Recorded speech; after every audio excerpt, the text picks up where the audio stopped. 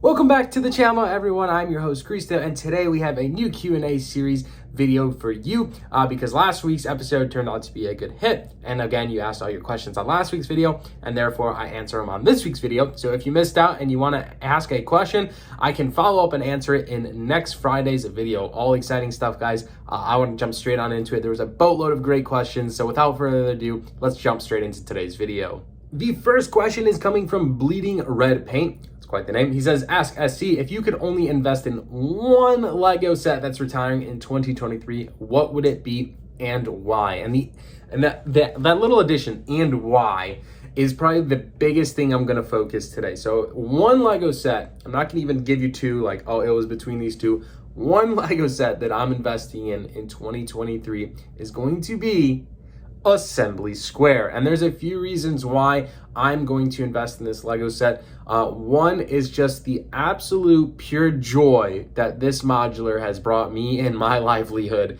This is an amazing Lego set. It was actually the first Lego modular that I ever built and was probably the hook, right? You talk about habits and like there's always a reaction, right? Like there's a hook, something that draws you in. This was it. This modular, this sucked me in. I said, when I built it, it was so amazing. It was such an epic Lego set, so much joy, so big. It felt like it was never ending. That's kind of why. That's what sucked me in. It was amazing. It was a great experience. It was a great build. It's aesthetically pleasing. It was decently priced for what it was. And even with price escalations, I think it's a great set. But that's kind of why I'm investing in it. Now there's two different ways to look at investing in it. Investing it for yourself because, you know, it brings you, pleasure, right? Or like it makes you happy. And then that's kind of like the most important thing there. But also, if you are investing in this Lego set for money, right, to later on sell the set for more money than you bought it, right? It's probably a good one to go by because it's part of the Lego modular line. It's very iconic set out of the Lego modulars, so it's one that I would say and probably recommend to invest in as well, just for that aspect. I, for one, probably am not going to ever sell any of the copies that I do pick up. I already have 2, maybe 3 copies of this already in my inventory, one being built already, but I think it's just an amazing set, and I would like to have multiple copies just for my pure enjoyment. The next question is coming from Riley Mims. He says, ask SC, what is the best strategy to limiting what Lego themes you want to collect if you enjoy them all? I know we can't buy every set. And another absolutely fantastic question, and one that I find to struggle on a day-to-day basis because I feel like I'm collecting the whole world, right? So I've been starting and kind of running to a wall collecting Lego BrickHeads. I collect Lego Ninjago. I collect the Lego trains. I collect all the Lego modulars. I collect Lego Star Wars sets. The CMF series, the list just goes down and down and down. And essentially, it's kind of, you have to take a step back. Let's step back and kind of analyze, do I need to chase all the Lego promotional items? Probably not. Even if, some are good, do I really need the Bionicle promotional item? Probably not, right? The list goes on and on. So I would take a step back, analyze what you enjoy, what best fits your needs, and what best fits how much Lego you can hold in display and in your house, whatever it may be, however you store your Lego. That's probably a huge factor. For me, I have a Lego City, so it makes sense that I get buildings like the Daily Bugle or the Town Hall or some of the Lego idea set like the Treehouse, the Blacksmith, stuff that fits into my Lego City. I really don't have any displays. Like I don't display a lot of Lego. So collecting Star Wars ships, where am I going to put those? Or Ninjago sets, where am I going to put those? Something that has to fit in the city. And that's kind of the realization I've had throughout the last, maybe 6 to 8 months or something. Collecting Lego BrickHeads. I have, probably 60, 70 BrickHeads, and I haven't built a single one because I have nowhere to display them. So does it make sense for me to buy them? Probably not, and I don't even build them or review them or do anything.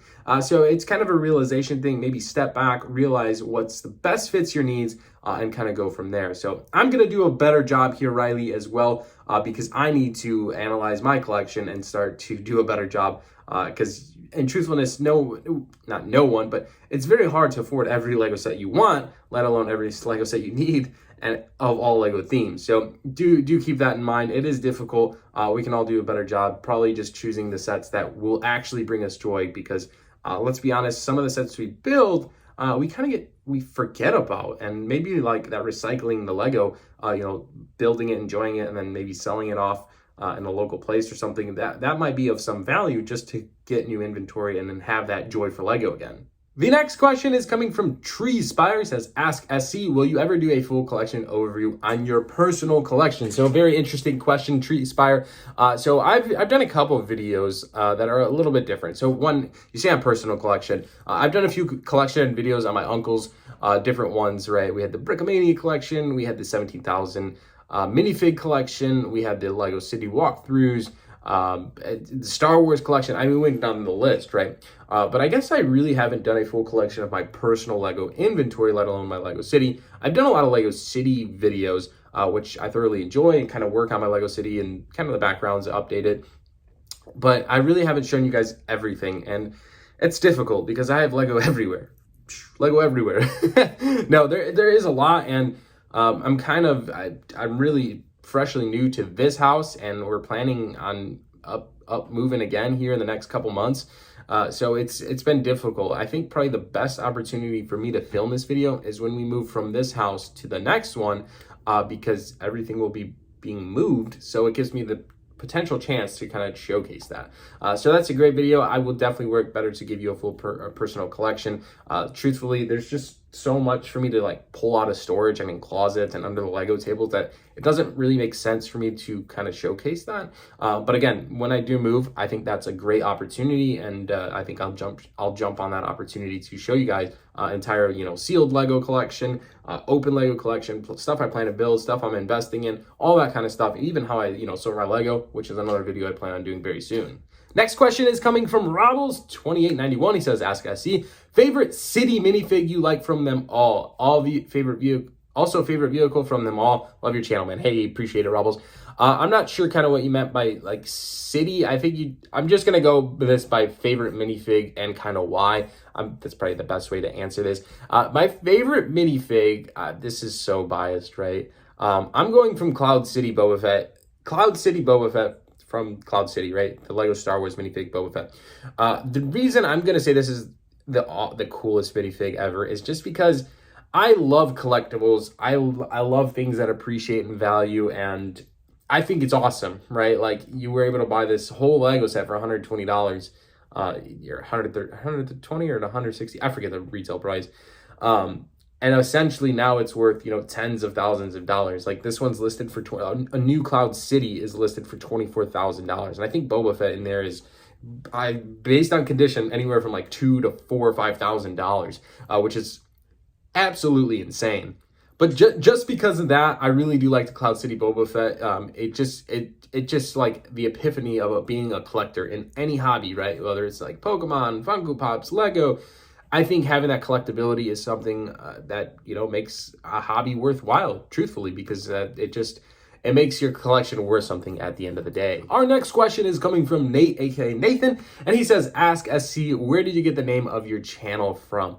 And he even threw some emojis that only if you're a channel member you get to use. Make sure to get that membership, link in description.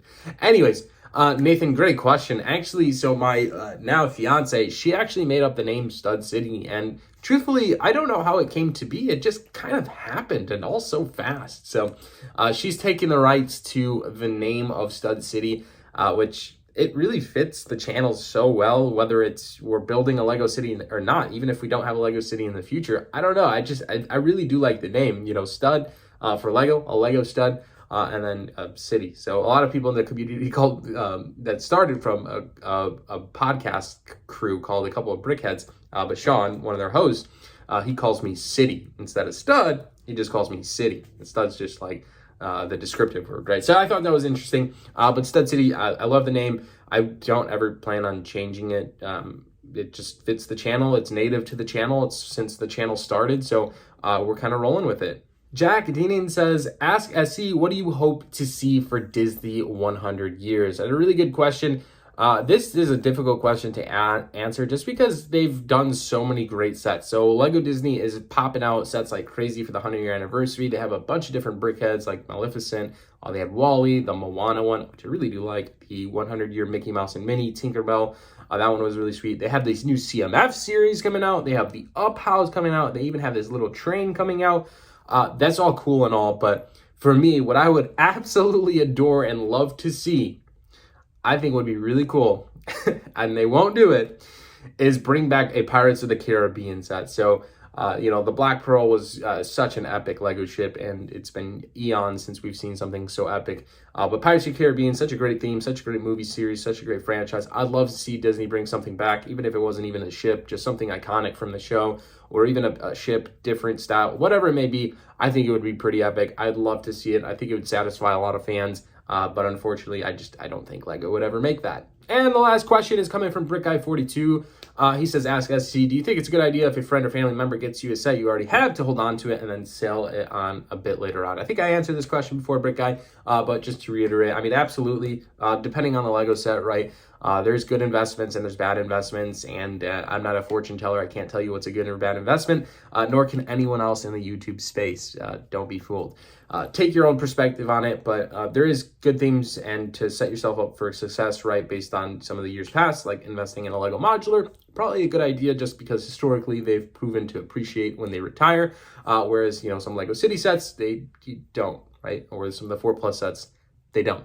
Or investing in sets that have exclusive minifigs, right? I mean, that's a great way to do it because those minifigs normally, historically, will escalate in price. But again, the future is unknown. Definitely be selective on what sets those are, but do take advantage. And especially if it's free, hey, you know what? It's free Lego. But if it's free Lego, of course not. Why not, right? So anyways, hope that best answers your question. Anyways, guys, that's going to wrap it up. That was episode 6. See you next week on episode 7. Leave your questions in the comments below, and I'll answer them next week on Friday's video. Thanks so much for watching, guys. Hope you enjoyed it. Hope I earned that subscribe button, and give this video a like. Thanks so much. See you in the next one. Peace out.